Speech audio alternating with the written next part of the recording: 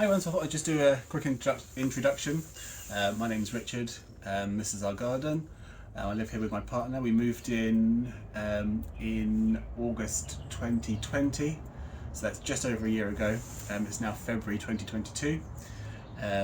We are in mid Cornwall, quite near the Eden project, just to give you a rough idea of where we are. We have a border of cottage plants, a veg patch, we've got some chickens and ducks.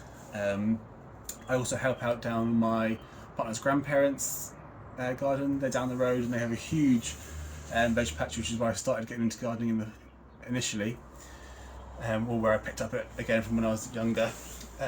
This is I'm in the greenhouse at the minute. It's a little lean-to greenhouse, and we grow loads of tomatoes in here. We had a brilliant year last year for tomatoes. And yeah, there's pros and cons to being where we are. So we don't really have very cold winters. It generally stays quite mild, but also it does kind of stay damp all year round. So that does mean that we run the risk of blight, and pests and other diseases. So I always need to bear that in mind. That's why I don't really grow tomatoes outside. I only grow them inside. I haven't had any luck growing tomatoes outside in this climate, just because it's so damp all the time. And even keeping them under glass, I strip off all the leaves as much as I can and space them out really well, just to give them as much airflow as possible. But we've just had a quick look around the garden. It's, like I said, February 2022, and hopefully we'll be able to show you updates throughout the year. So thank you for joining me. So right now I'm on the patio and we have some snowdrops and daffodils underneath a cherry that I planted last year when we moved in. And just to the side we've got our bird feeding station and a lovely magnolia stellata which comes out in a few months' time, and underneath that are some more snowdrops. And then a couple of plants that I've bought today, which is a Watsonia and a Nephophia, both are apricot colours, so they'll look lovely in a few months' time. And then behind that is a laburnum tree, which I've just opened out, took out some scrubby bushes that were underneath it to make it a bit clearer. And next to it is a rowan, which is pretty old now and dying back, but we still have a song thrush which has been sitting in there singing every morning, which has been lovely. And then a huge red magnolia tree which is covered up in flowers, and luckily, because we have such damp weather here, it doesn't drop any of its flower buds, so this will look lovely when it's out. And then, because that one's done so well, I've got a smaller one here which is a kind of variegated pink and white flower next to a hydrangea Annabelle. A couple more snowdrops in there.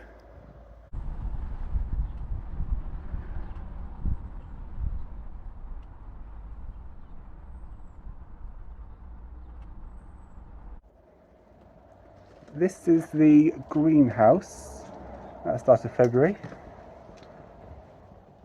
Pretty empty, but looking pretty organised with all the pots.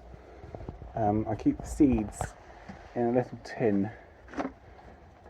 from Christmas. So in there we've got what I'm growing for the year, so some broccoli, some silver skin onions to pickle, carrots, underneath that are some squashes, swede, courgettes, those sort of things. So they're in rough order.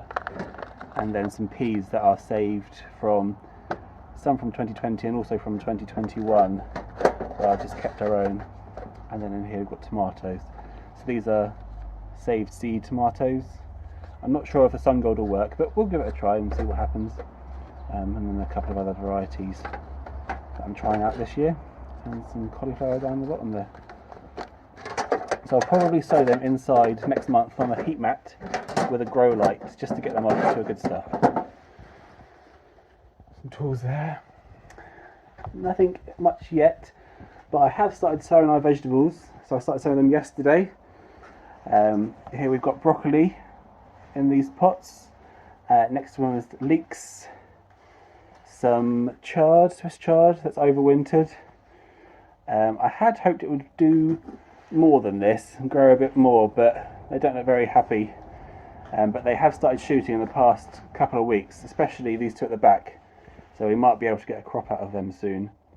Some salvia cuttings that I took last summer, just as an insurance policy, and a couple of fig tree cuttings, which Pep Grows on Instagram sent to me last winter, which they did really well this year. They both struck, and the roots have been doing really well. So here I'm just outside the greenhouse, and next to the coal store, which would have been used back in the day. We've got some rhubarb, which is shooting up nicely. This is temporarily early. The chickens were out earlier, just whilst I was cleaning out their coop, and they've had a little nibble at one of those leaves there, but they don't look too harmed, and we've got some really good growth going. I planted these last year, so hopefully we'll be able to harvest a little bit this year. If not, then there's some down at my partner's grandparents down the road, and next to that we've got a Katie apple tree, which is will be its second year in the ground here. So we've got quite a lot of growth, and hopefully some fruit this year. We'll have to wait and see. But that's a Katie apple behind a big ash and holly, and next to that we have quite a steep bank. So what I do with this is just leave it throughout the spring and summer, don't mow it, and just let all the wildflowers grow. Last year we had meadow vetchling, which is a really nice yellow pea. We've got a primrose there, which is already flowering. Lots of yarrow, some knapweed, which is all brilliant for pollinators and also for attracting some of the predatory insects, which will then eat the aphids and things like that. And in the grass here, which we haven't mowed, we've got some daffodils coming up. These make a brilliant display, and hopefully back kind of April time we'll have some nice daffodils in the lawn. Along this wall I have some raspberry canes. Planted them last year, and they are a summer fruiting variety, so we didn't get any fruit. But I'm hoping that this year might be the year to get some raspberries. I've never actually grown raspberries before, so it's a first, so we'll see how they do. I can't remember the variety. I'll see if I can write it in the video below.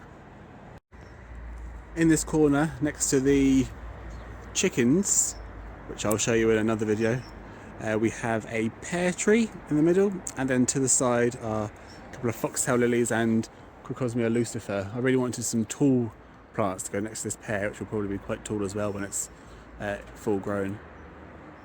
And then turning around, we have a bit of a scruffy area at the minute. I don't really know what to do with this at the moment, but we have this large willow tree just growing here. So this is the flower bed. I started it last winter, so this will be its first full year all planted up. There's lots of different cottage garden plants in here, like different roses, different foxgloves, forget-me-nots, kaffir lilies, different kinds of Crocosmia, which do really well in this climate, Nephophias, some daffodils popping up there.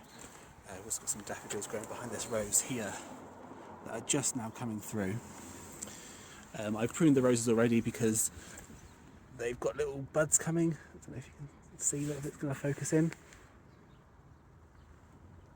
Little buds on it already, so that's why they've already been pruned. And actually this one's even opened its leaves. So we'll be able to show you them in the summer. Got some more daffodils down here growing, different kaffir lilies, Crocosmias. If you've ever been to Cornwall, then you'll know that they grow really, really well. They just love this climate.